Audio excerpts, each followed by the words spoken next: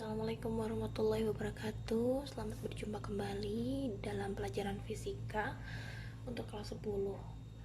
Pada kesempatan kali ini Ibu akan memaparkan penjelasan singkat atau uraian materi singkat tentang gerak lurus gitu ya. Jadi mungkin gerak lurus ini sudah pernah dibahas di SMP gitu ya. Pas atau saat kalian mungkin kelas 10 atau kelas 11 gitu ya. Dan di SMA ini dibahas kembali tapi dengan tambahan sedikit gitu ya, dengan ada tambahan sedikit pada materi ini, yaitu ada sisipan gerak jatuh bebas atau gerak vertikal gitu ya. Gerak vertikal ada yang ke bawah, biasanya disebut dengan gerak jatuh bebas, dan juga nanti gerak vertikal ke atas, biasanya bolanya dilempar, ada benda dilempar seperti itu. Ibu di sini tidak akan berbelit-belit, jadi Ibu akan memaparkan inti saja, intinya dari materi gerak lurus kayak gitu. Silahkan disimak gitu ya. Nah, gerak lurus itu sesuai dengan namanya, berarti gerak pada benda dengan lintasan yang lurus. Yang namanya benda bergerak ya, benda bergerak itu artinya benda berubah posisi. Posisinya berubah. Nah, misalkan ada truk dari titik 0 misalkan dalam satu garis bilangan gitu kan ya.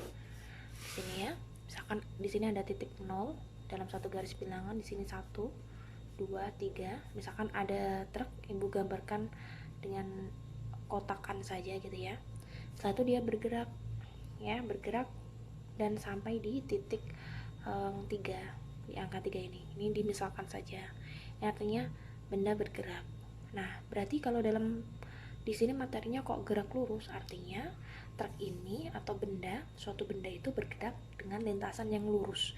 Jadi tidak berbelok-belok. Pada dasarnya gerak lurus itu dalam kehidupan nyata sulit ditemukan ya, karena kan kita nggak mungkin kan melihat suatu benda yang bergerak lurus saja tanpa ada, misalkan ada bukit atau misalkan ada belokan. Nah, seperti itu tuh sulit ditemukan dalam kehidupan sehari-hari. Tapi yang mendekati gerak lurus itu biasanya kereta api gitu kan ya, tapi dengan jarak yang relatif singkat ya. Misalkan potongan relnya mungkin singkat gitu ya. Singkat atau dipotong kecil sehingga dia masih bergerak lurus. Nah, gitu. Bu, berarti selain gerak lurus adakah gerak lain? Iya, ada gitu ya. Dalam fisika itu mempelajari gerak. Selain gerak lurus juga ada gerak parabola dan juga gerak melingkar. Nah, itu nanti dibahas pada materi selanjutnya. Oke, sekarang kita kembali lagi ke materi bab gerak lurus. Gerak lurus Ibu singkat di sini GL ya. Gerak lurus itu ada dua jenis. Ya, diingat-ingat ada dua jenis. Yang pertama, ada yang namanya gerak lurus beraturan. Ingat-ingat. Dan yang kedua, ada yang namanya gerak lurus berubah beraturan. Biasanya untuk mempersingkat biar tidak terlalu panjang penulisannya, biasanya kalau gerak lurus beraturan itu disingkat GLB, dan kalau gerak lurus berubah beraturan ini disingkat GLBB. Hanya ada dua ini. Jadi pahami gerak lurus ini hanya ada dua. Ada yang beraturan dan tidak beraturan. Nah, gerak lurus beraturan itu artinya ada benda yang bergerak pada lintasan lurus. Oke, di sini arti dari gerak lurus beraturan ya, itu berarti yang beraturan itu adalah kecepatannya. Sehingga dapat kita ketahui arti dari gerak lurus beraturan itu adalah gerak suatu benda dengan kecepatan yang tetap gitu ya. Jadi stabil, dia konstan. Konstan itu tidak sama dengan 0 ya nak. Konstan itu memiliki nilai tapi dia tetap sama 1 detik, 2 detik dan seterusnya. Dia itu tetap kecepatannya segitu-segitu aja. Jadi tidak ada ngegas, tidak ada ngerem. Itu namanya adalah beraturan atau kecepatannya tetap teratur atau konstan. Nah, kalau untuk yang GLBB gimana Bu? Nah, kalau GLBB ini dia berubah. Dari kata-katanya saja sudah berubah beraturan. Berarti kecepatannya itu berubah tapi dengan teratur. Maksudnya teratur itu ya, di sini Ibu tuliskan ya, kecepatannya itu maksudnya misalkan Ibu mengendarai sepeda motor. Awalnya kan diam ya, jadi speedometernya menunjukkan 0 km per jam. Lalu misalkan saat satu detik ibu memberikan gas gitu ya, atau mengegas, menarik gas dari motor ibu tadi sehingga motornya berjalan 10 km per jam. Nah, lalu saat detik kedua ibu memberikan gas lagi ya, atau ini ya, memberikan kecepatan tambahan, menaikkan kecepatannya menjadi 20 km per jam. Nah, misalkan detik ketiga menjadi 30, 40. Nah, ini yang disebut dengan gerak lurus berubah beraturan. Jadi kecepatannya berubah tapi teratur. Selisihnya teratur kayak gitu. Jadi dari 0, 10, 20, 30, 40 dan seterusnya, kecepatannya teratur.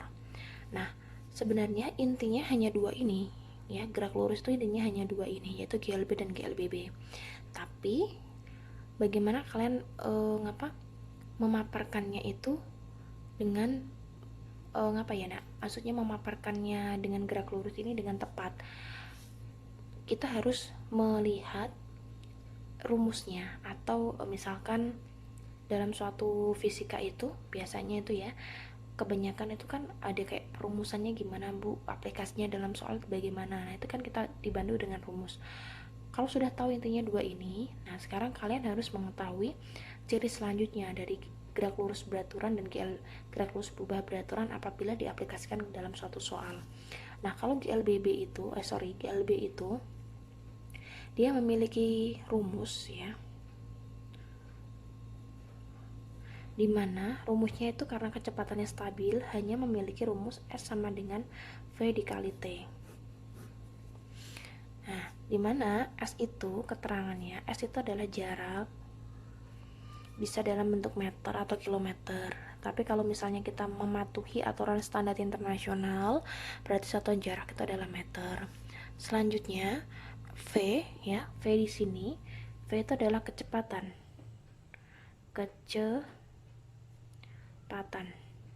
Kecepatan satuannya dalam internasional, satuan internasional adalah meter per sekon. Sedangkan T itu adalah waktu. Hanya ini saja. Untuk GLB itu hanya S sama dengan V kalikan T. Nah, kalau misalnya kita buat ya nak segitiga untuk mempermudah ini ya, ini kan SVT. Misalkan bu, kalau dicari V bagaimana? Bisa kalian kalau SMP dulu itu, kalau mungkin ada ya, itu kan ada yang membantu kalian, guru-guru itu membuat segitiga bantuan gitu ya, kayak gini ya, segitiga bantuannya, dimana ini S, ini V, ini T, ini dibagi, ini dikali. Jadi misalkan S nya tutup, berarti V dikali T. Kalau T dicari T nya tutup, berarti S dibagi, ini kan bagi anak, dibagi sama V, dan seterusnya. Itu adalah inti dari GLB. Selanjutnya kalau inti dari GLBB apa bu ya? Inti dari GLBB itu artinya kecepatannya berubah atau teratur. Berubahnya secara teratur. Nah, kecepatan berubah itu berarti dia kan benda itu diberikan suatu gaya. Nah, itu gayanya berupa kita tarik gas atau kita melemahkan si gas itu. Nah, ciri selanjutnya dari GLBB itu selain kecepatannya berubah dan teratur, dia di sini sudah bermain dengan percepatan. Nah, percepatan itu dalam bahasa sehari-hari itu gas. Kita mengegas, memberikan kecepatan tambahan, itu namanya percepatan. Dan di GLBB itu juga sudah berlaku juga perlambatan, artinya direm. Nah, kalau kalian sudah melihat suatu soal, kok di situ ada kata-kata kecepatannya berubah dari misalkan 10 km per jam menjadi 50 km per jam. Oh, berarti dia sudah berubah, dia sudah ke ranah GLBB. Tapi misalkan kalian menjumpai suatu soal kok suatu benda bergerak pada detik pertama 20, detik kedua 20 km per jam, detik ketiga 20 km per jam dan seterusnya, berarti soal itu mengarah ke gerak lurus beraturan. Nah, sekarang kita kembali fokus ke GLBB ya nak ya. Kita kembali fokus ke GLBB.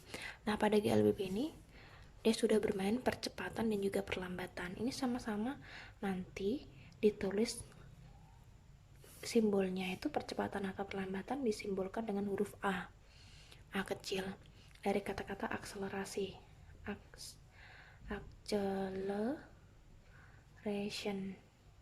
Dan maaf kalau tulisannya nanti salah, jadi akselerasi atau percepatan atau perlambatan.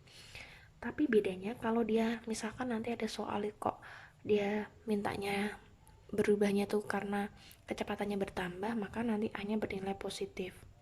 Tapi kalau misalnya nanti suatu truk misalkan dengan bergerak kecepatannya tinggi lalu dia melihat kucing menyeberang, akhirnya dia mengerem, nah itu dia sudah berubah tanda, jadi tidak plus A tapi nanti jadi min A, hanya negatif gitu. Nah, rumusnya untuk GLBB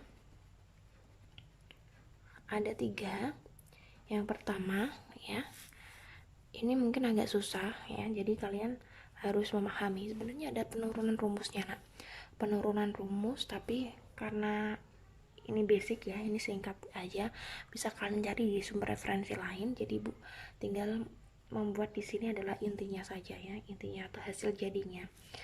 Hasil jadi rumus untuk GLBB itu ada 3. Yang pertama adalah S sama dengan V0 dikalikan T plus minus setengah AT kuadrat. Yang kedua, VT sama dengan V0 plus AT plus minus AT. Yang ketiga, VT kuadrat sama dengan V0 kuadrat plus minus 2A kalikan S. Nah, di sini arti dari simbol-simbol ini apa, Bu?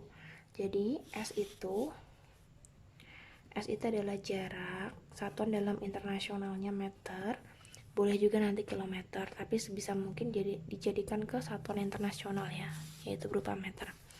Lalu V0, V itu kan kecepatan ya nak ya tadi ya, di atas ini kan kecepatan tadi ya. Nah, ini kan kecepatan. Nah, kita nanti karena di sini ada kata-kata 0 ya, jadi V0 itu adalah kecepatan awal. Kecepatan saat awal. Satuan dalam internasionalnya SI-nya adalah meter per sekon. Lalu di sini ada T, time ya, waktu. Dalam satuan internasionalnya satuannya sekon atau ibu simbolkan huruf S untuk satuan. Lalu di situ ada lagi VT.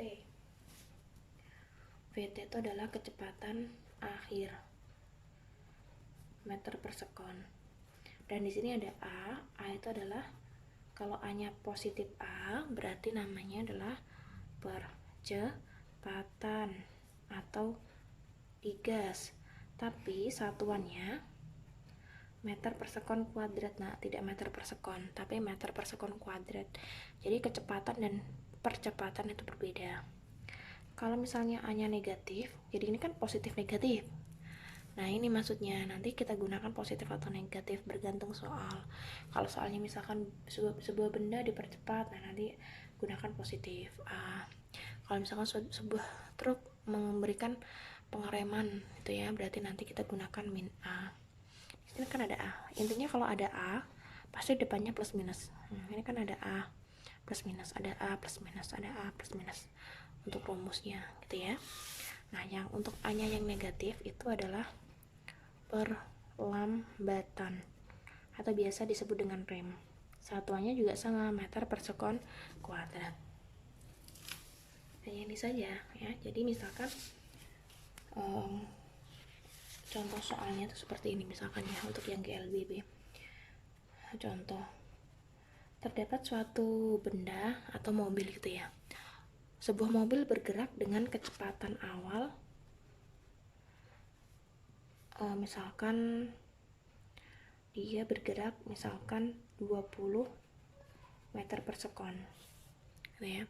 Kemudian dia melihat selama misalkan 5 detik.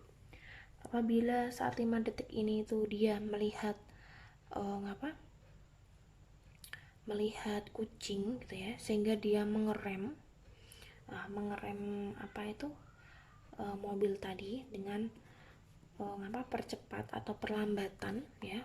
Perlambatan si mobil itu misalkan 2 meter per sekon kuadrat. Pertanyaannya, berapakah jarak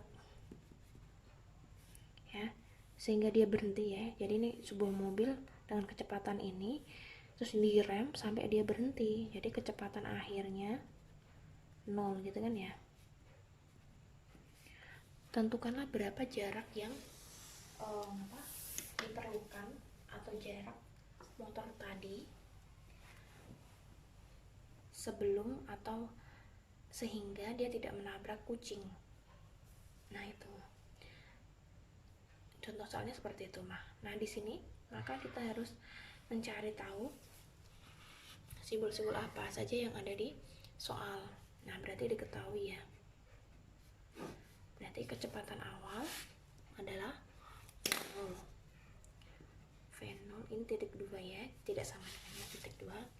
V0 nya sama dengan 20 meter per sekon.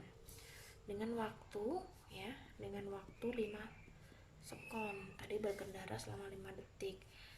Nah, setelah itu melihat kucing tadi ya. Kemudian dia ngerem, hanya negatif. Ngeremnya itu 2 meter per sekon kuadrat, ngeremnya itu. Dilihat dari alat ya, percepatan, menghitung percepatan. Nah, apabila si mobil itu tadi berhenti ya, berhenti sehingga kecepatan akhirnya dari 20 menjadi 0.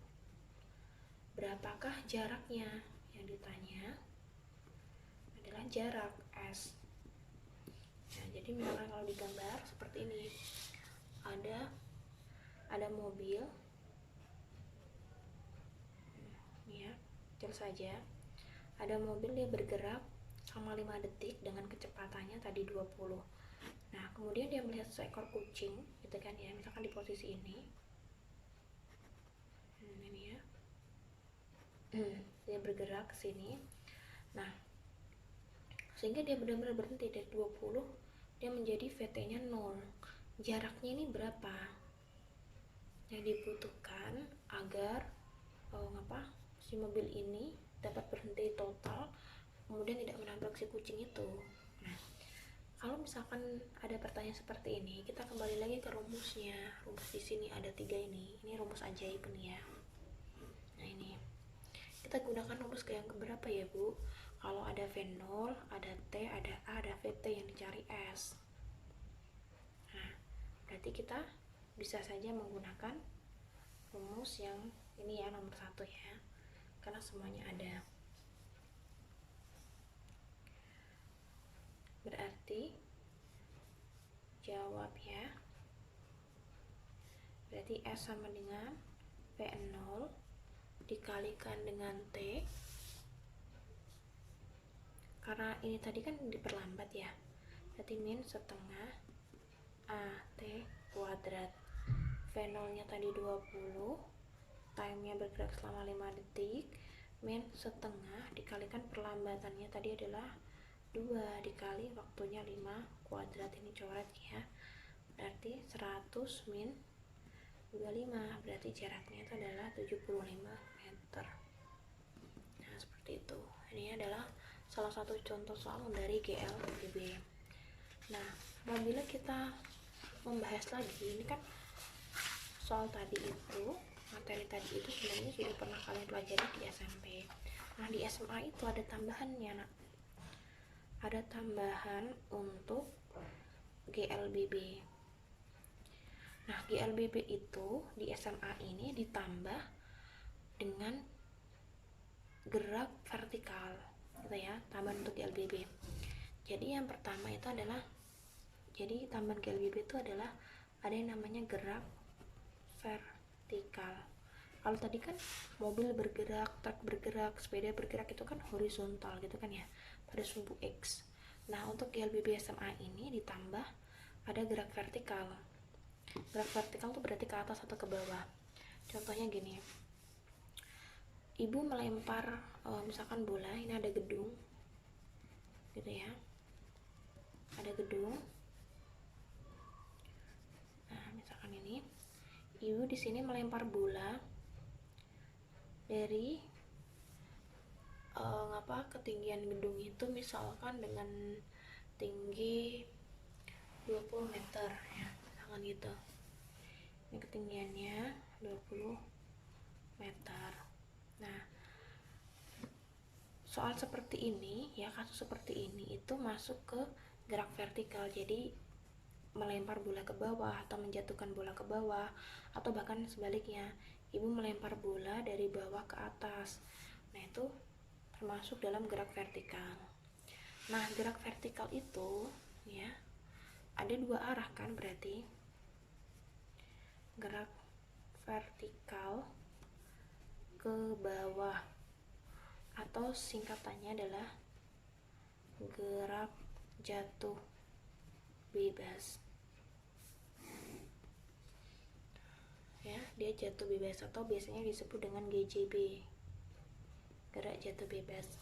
Nah, dalam gerak jatuh bebas itu seperti ini ya, ini ya kasus pertama. Ini kasus pertama, intinya dari gerak jatuh bebas itu benda dijatuhkan dari suatu ketinggian, entah itu dia memiliki kecepatan awal, entah itu dia hanya dijatuhkan saja gitu ya tanpa dilempar, atau kecepatan awalnya 0, tidak dilempar ya. Kalau dilempar kan dia memiliki kecepatan awal. Nah, biasanya dalam tidak biasanya dalam GLBB, terutama dalam gerak vertikal, masih menerapkan rumus gerak lurus berubah beraturan yang 3 tadi. Jadi 3 rumus ajaib tadi ya, ada yang S sama dengan V0 dikalikan T plus minus setengah AT kuadrat, ada yang VT sama dengan V0 plus minus AT, ada yang VT kuadrat sama dengan V0 kuadrat.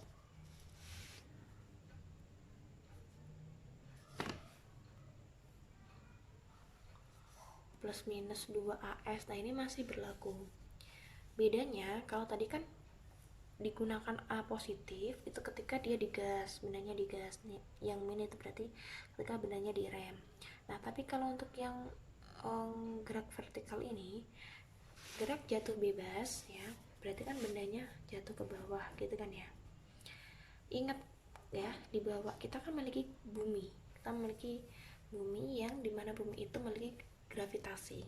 Nah, logikanya ketika kita menjatuhkan suatu benda dari suatu ketinggian, kemudian benda itu jatuh ke bawah, logikanya benda jatuh kan ditarik oleh gravitasi bumi, ya apa tidak? Nah, ketika benda ditarik oleh gravitasi bumi, artinya kecepatan benda itu semakin mendekati gravitasi bumi atau semakin mendekati inti bumi atau semakin mendekati permukaan bumi, dia kecepatannya akan semakin cepat karena tarikannya semakin kuat kan gitu. Nah, artinya ketika ada benda jatuh dari atas ke bawah, maka kecepatannya itu bertambah. Nah, kalau kecepatan bertambah, maka ini akan sama saja dengan percepatannya juga akan bertambah. Sehingga untuk yang gerak lurus vertikal ke bawah atau gerak jatuh bebas, nanti rumusnya tetap sama ini gitu ya, tetap sama ini, tapi nilai A-nya positif seperti itu ya. Tapi kalau misalkan yang kedua, kasus kedua, misalkan ada bolanya dilempar ya, berarti gerak vertikal ke atas ini, misalkan ya ada bola dilempar ke atas, logikanya kecepatan bola ini semakin lama kan semakin berkurang, ya apa tidak? Maka di sini kecepatannya akan berkurang. Karena kecepatannya berkurang, maka percepatan juga akan berkurang. Sehingga di sini nanti aplikasikan dalam rumus 3 ajaib ini, A-nya juga negatif. Nah, seperti itu. Oh ya, tadi Ibu belum pernah menerangkan apa sih Bu percepatan itu. Jadi percepatan itu simbolnya A, di mana percepatan itu adalah kecepatan ya, besarnya kecepatan dalam satu satuan waktu. Jadi biasa disingkat dengan A sama dengan V dibagi T. Jadi beda kecepatan dengan percepatan.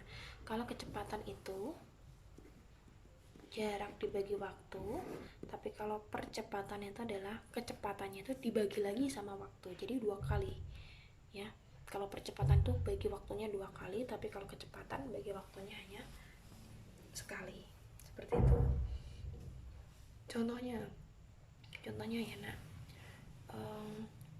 untuk yang gerak vertikal ini, sebuah bola ini ya, bola dilempar dengan kecepatan awal ya, V0-nya, kecepatan awalnya misalkan 5 meter per sekon. Nah gitu. Kemudian ternyata bola itu akan berhenti ya, dia akan berhenti kan berarti kecepatannya 0 itu kan ya, pada ketinggian, misalkan ketinggian itu sama saja untuk gerak vertikal, S-nya ya ini ya, berarti di sini tadi ya, A-nya kalau positif itu berarti dia tuh bergeraknya ke bawah,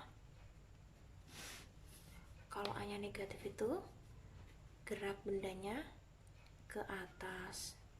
Tapi di sini S itu tidak lagi jarak, tapi di sini sudah dihitung atau berubah menjadi ketinggian. Sama aja kan, sama-sama tinggi, sama-sama jarak pun juga. Tapi kalau jarak kan horizontal, kalau ketinggian kan dia vertikal. Gitu aja sih, simpel aja. Lainnya sama gitu ya. Nah, kembali lagi ke soal ini, ada bola dilemparkan ke atas dengan kecepatan awal 5 meter per sekon. Kemudian bola itu berhenti, gitu kan ya. Lalu berhenti, lalu dia jatuh lagi. Tentukanlah jarak atau ketinggian bola tersebut apabila waktu yang diperlukan bola dari dasar ke puncak tertingginya, titik tertingginya itu, time-nya itu selama 5 sekon, maka jaraknya berapa? Nah seperti itu. Sama saja kita gunakan rumus ini, rumus ajaib 3 ini, yaitu S sama dengan V0 dikali T, karena dia ini kan ke atas, berarti dia kan diperlambat ya, gerakannya semakin lama semakin lambat, berarti minus setengah AT kuadrat. Nah V0 nya adalah 5, T nya adalah 5, min setengah, oh ya ini perlambatannya belum ya, oke.